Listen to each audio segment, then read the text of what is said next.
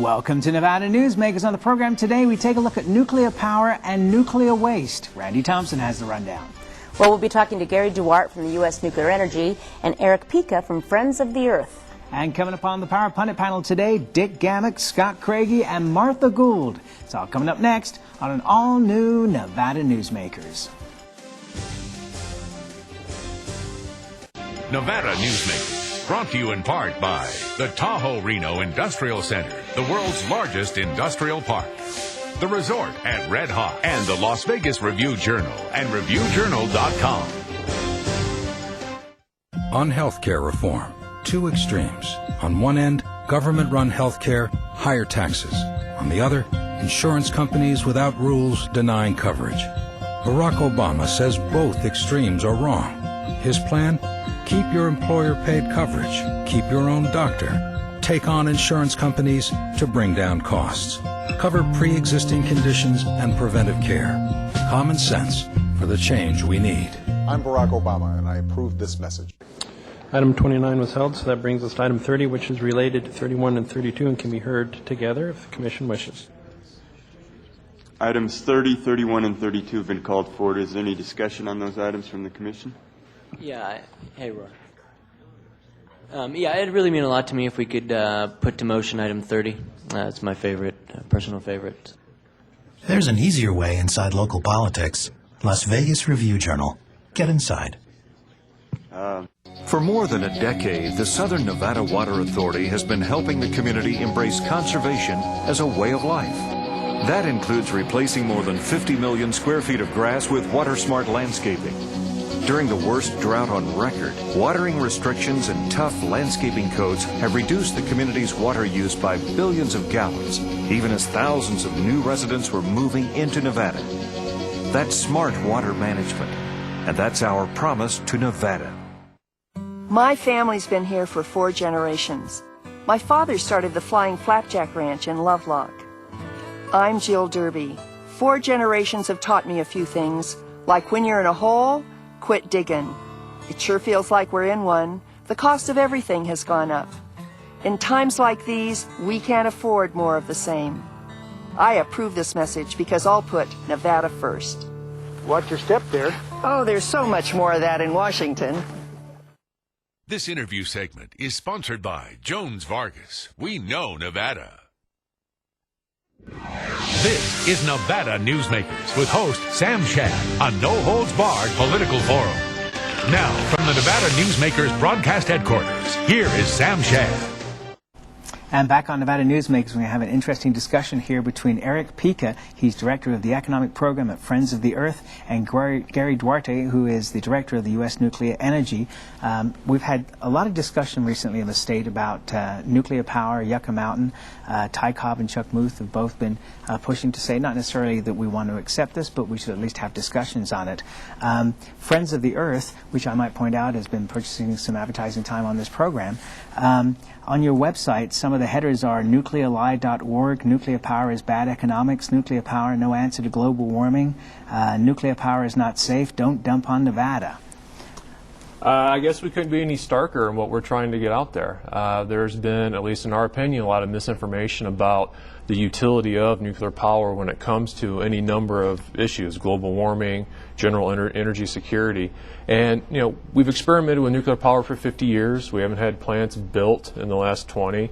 And that we're just, you know, why are we going back to the, you know, kind of back to the past when we've got renewable energies, wind, solar, geothermal, energy efficiency, which is underutilized technology that can do what nuclear power, what the proponents are saying it can do, but a lot cheaper and potentially a lot faster. Gary? Well, we have been using nuclear energy for the past 30 years, and it has been picking up 20% of our energy mix on the electrical grid. I believe that in the past 15, 20 years or so, that many of the older generation nuclear plants have been upgraded significantly, and they've improved the operational processes of those by about 20%. What's the alternative? You're saying we have enough alternatives to actually supplant the current and future energy needs? I do. I mean, there was a report done by McKinsey, which is a big energy consulting firm that's, you know, has some fairly sophisticated modeling.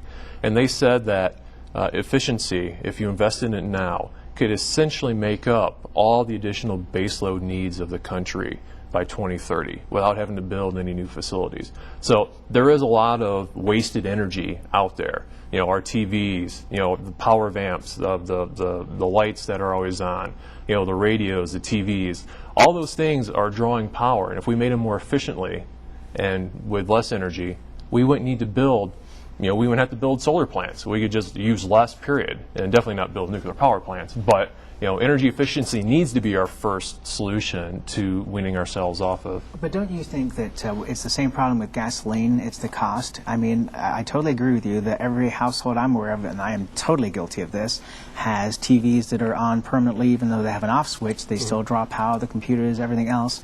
You want to sit down at your computer and not have to wait 5 minutes for it to boot up, so you just leave it on.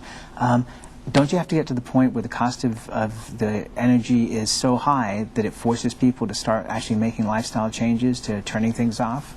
I don't think so. I mean, I think if we give consumers a choice, you know, do you want a TV that's burning a lot of extra electricity or one that's more efficient? May cost you a little bit more on the front end, but it'll save you money on the back end. I think they're willing to make that. I mean, we have to have some trust in the, you know, in our fellow citizens that they'll make the right economic choices if they're given the options. Right now, those options just don't exist.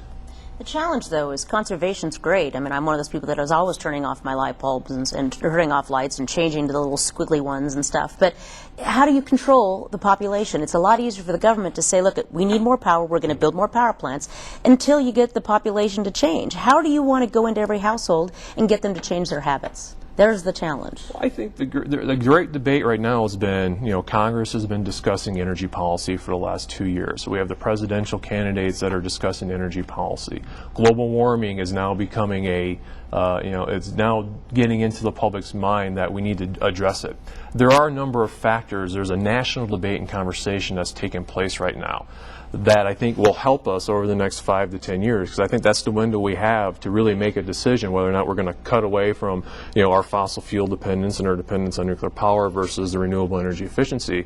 That debate's happening right now, and it's just a matter of making sure that, you know, the public is really engaged in that debate and is picking up, watching this news show, you know, reading Gary's website, reading Friends of the Earth's website to have an informative choice. I would say that we've been discussing energy policy for well over 30 years in this country, and we have not gotten people engaged at this point. And no, frankly, has Congress make the tough decisions. Congress is not making the decisions it should be making on getting off of oil or other such things. Even pushing solar and wind. You had 8 years under Clinton, and our policies didn't change. So I guess I'm not as optimistic as I absolutely agree with you, but I think, you know, and I think Congress has a lot to fault right now. I mean, I think in, you know, all the above is not really a decision for energy policy. You know, all the above is when you don't know the answer to a test or you're failing to take leadership in making a decision. Okay. And I think we do need to make a choice of what we're trying to do. One of our biggest problems is that we really are not understanding the advantages of nuclear energy. It is cost effective. The issues that are problematic to it, we've worked on and improved over the years tremendously. It's taken, for the past 30 or 40 years, we've been talking about solar and wind energy, but it has not gotten to a financially practical area to really develop it yet. My understanding still today is that nuclear is able to output power at 9 cents per kilowatt hour, and solar, the best German technology in the world, is still looking at 22 cents.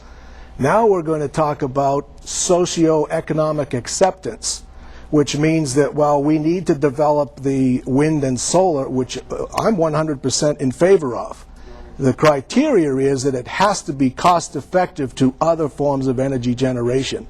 Unless we do this, we're really going to penalize the average person in the country.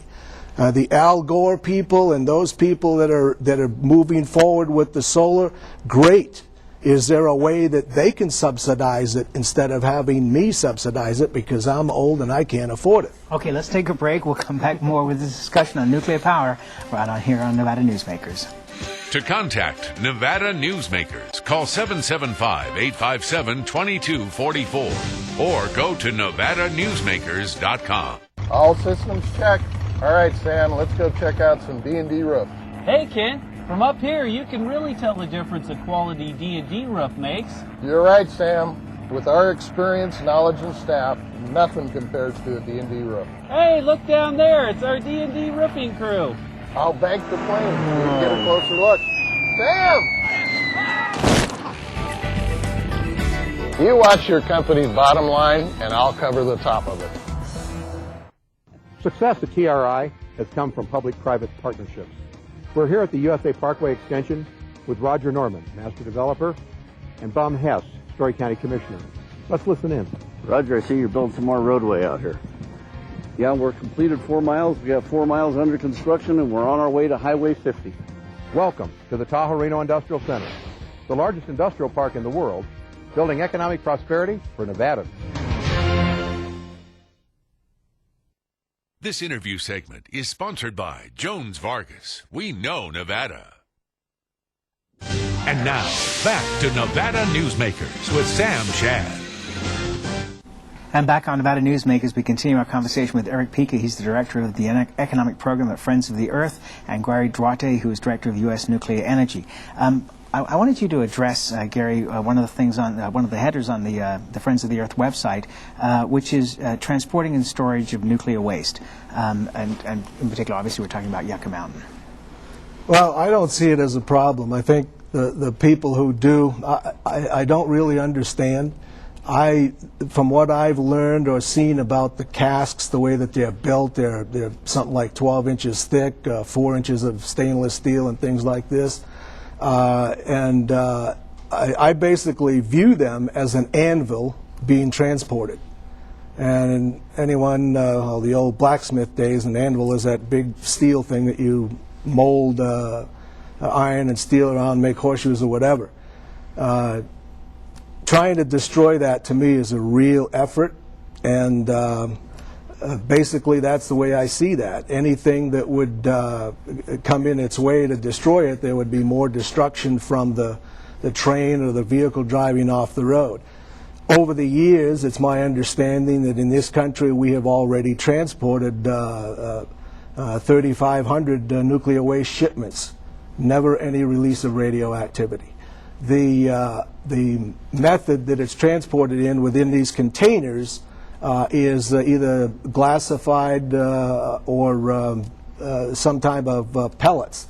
So it's not that it can possibly explode, it cannot, and it cannot run through the air as well. It would sort of be like if it were exposed at any point in time, like charcoal briquettes on the road, and wherever the situation may lie. And then I can't imagine a lot of townspeople running over to put their hands on the charcoal briquettes. So I just don't. It depends. There may be some towns in Nevada.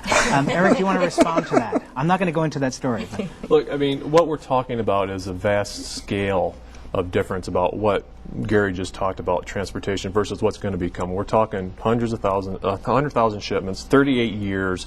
We're talking a massive scale. 43 states, the District of Columbia, 100 major cities, 17 ports. This is where all this waste is coming from. And to think that the DOE, which is an agency notorious for fiscal mismanagement, bureaucratic bungling, and just managerial malfeasance, that we expect this agency to keep track of all these nuclear waste transport canisters all around the country, to me is just mind-boggling. And that we're putting our safety in this agency. The Department of Homeland Security just released a rule in the last year that said we're going to reroute dangerous chemicals and other toxics out of cities because we're afraid of the terrorist threat that it causes. And here we are developing a plan that will take nuclear waste through the very cities that we're trying to rid of these other toxic chemicals that could be used as a terrorist target. But Eric, in the past 25 or 30 years, we've never had a terrorist attempt to attack a nuclear waste shipment. And it's not only the United States and our 3,500 shipments. Worldwide, there have been about 20 or 25,000 shipments of nuclear materials throughout the world, even some accidents, and they've never had a leakage of the radiation. Nor is nuclear waste even on the Homeland Security's top 10 list of ideas that people could use for a bomb. But are you saying that But we do have Al-Qaeda that did target, and we found plans in the caves in Afghanistan targeting nuclear power reactors. Correct. And so we know, and we've got rail lines across this country that are, you can't move a rail line. It's there. And it doesn't take a whole lot for somebody who wants to cause some real harm to this country to just sit around and wait for a cast to go by. A tanker truck, chlorine will be a lot worse, let me tell you.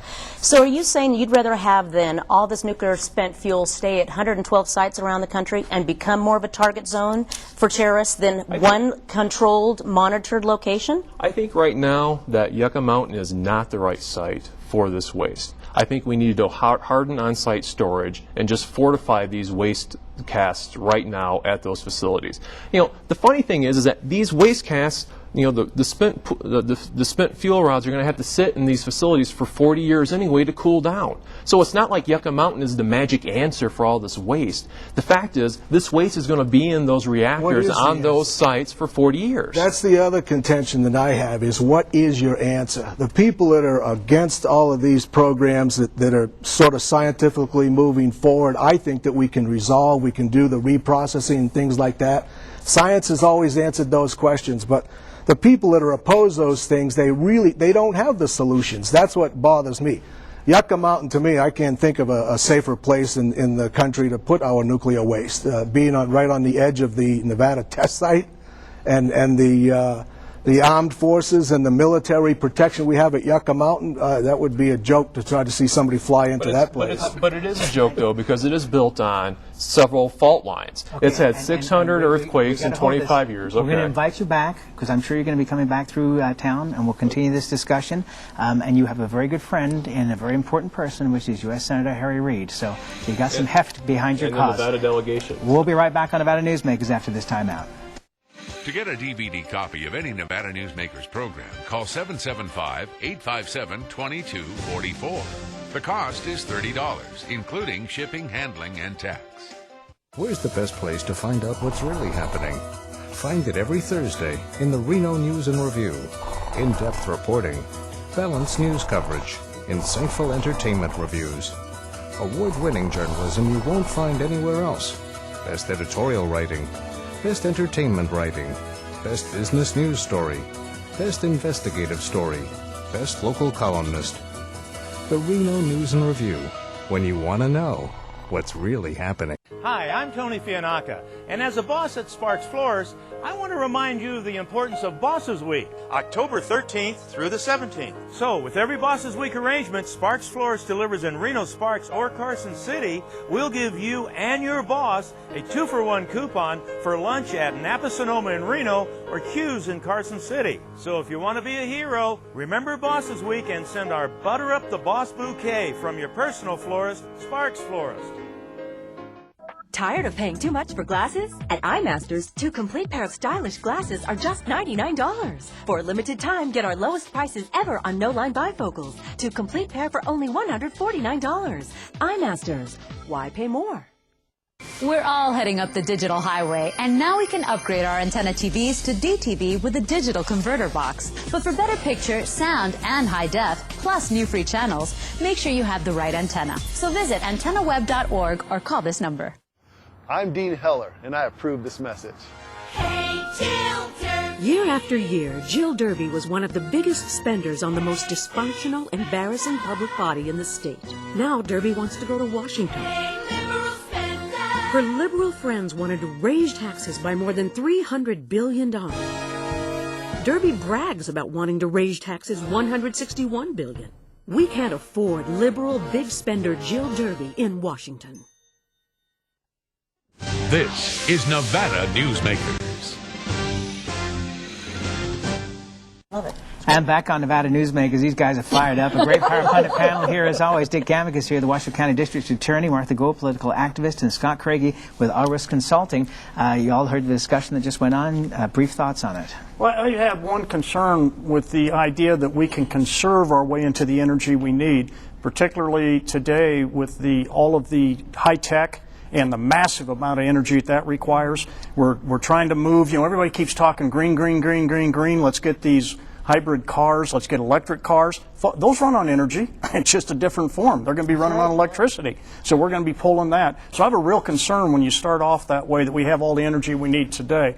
France has almost perfected nuclear power. We're still arguing over whether or not we're going to use it instead of going forward and making these things manageable. Go. Oh, gee, thanks. Move on. Actually, I think that we are not in the future going to have much choice. So one thing we should be looking at and looking at seriously is the technology for reprocessing, because that is a means to additional power. My other concern, and it has not so much to do with the use of nuclear power, but the power grid in this country, which is close to shambles. And that needs to be upgraded no matter what we do about improving our power and energy sources. We do have to address at some point the power grid. And who's a perfect person to talk about that? Scott Craigie. Well, I was a little concerned with the way that whole discussion went because it focused on all kinds of downside, pieces. We do need to aggressively go forward with renewables and other sources, but the nuclear waste issue has been for Nevada one that we're just never going to let go of. It's just one of those biases that is ingrained in. But I represented Pinnacle West for a number of years, and they have a couple of nuclear power plants down in Arizona. They take care of their own waste. They have no interest in coming up here or burying the waste here. They've done a very aggressive job finding locations, getting the state's approval, etc. They've got buy-in across the board. This can be done correctly if it's done right, but it takes a lot of time and a lot of money to do. And a lot of serious planning. Randy, do you want to get the last Just a little bit of an open mind, too. But also transmission lines. You're talking about the power grid. But, looking at Nevada and what we want to do here and what the governor's talking about with his green initiative, we don't have the power lines. So there's so much infrastructure we need to supply. We're about to, though. Power lines throughout the state of Nevada are about to explode into place. Yeah. Okay, good. let's change topics here because big deal. Ann Jeanette Damon in the Reno Gazette-Journal today, carried by AP across the state. Democrats overtake GOP in Washoe County. Pete Ernott, who's going to be on the program later this week, said, "I would never have thought in my lifetime that Washoe County would be a Democrat county." Your thoughts, Mr. Gammon? Well, kudos to Senator Reid again, because they've been down on the river dragging people up and getting them all to register, so I'm not surprised at all. Give me a break, man. Well, Acorn got one guy to register 73 times. I think these are inflated numbers. And when you register the Dallas Cowboys front line, there's no telling what's in there. Calm down. Why? Because a lot of this is just pure crap. Yeah, right. The bottom line is there are a lot of very good people who are registering to vote, a lot of young people who are registering to vote.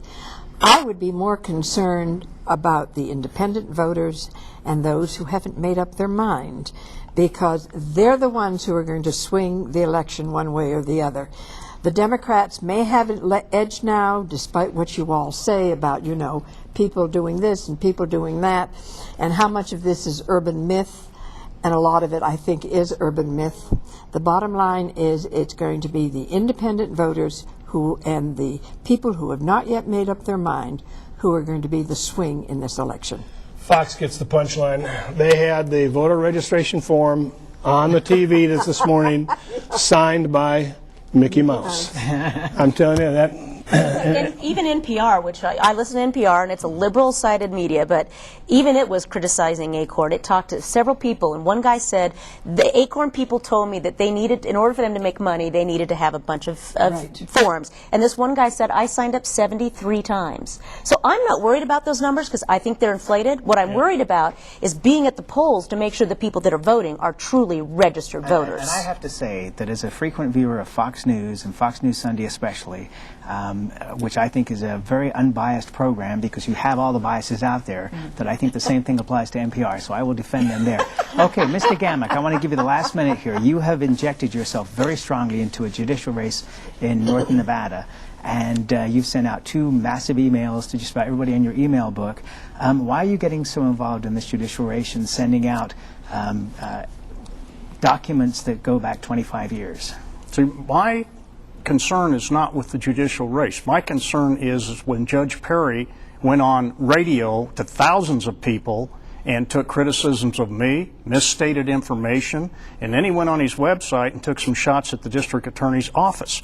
I have been very careful in everything I've done to stay away from the race. I have been very careful to stay away from his opponent. I sent out my first email, which explained all of my concerns because I could not get the media to pick up on it. And then I sent out my second email, which was strictly after he denied that he had ever even used cocaine.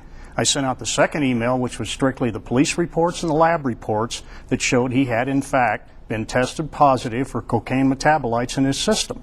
That's all I've done. And I have, like I said, I've stayed away from the race very much. I do not appreciate the shots at me, the misstatements and the improper information, and I do not appreciate the comments he had to make about the district attorney's office. They were wrong. Just one brief question, which is why did you not prosecute him back then? Because I could not prove jurisdiction. The crime was use of a controlled substance. Part of that crime is that we have to show jurisdiction that it occurred in Washoe County, and I was unable to prove it because we did not get the test from him for at least 2 days after he had used the drug. Okay, and that's where we got to leave it. We appreciate your explanation. We'll be right back on Nevada Newsmakers after this time out.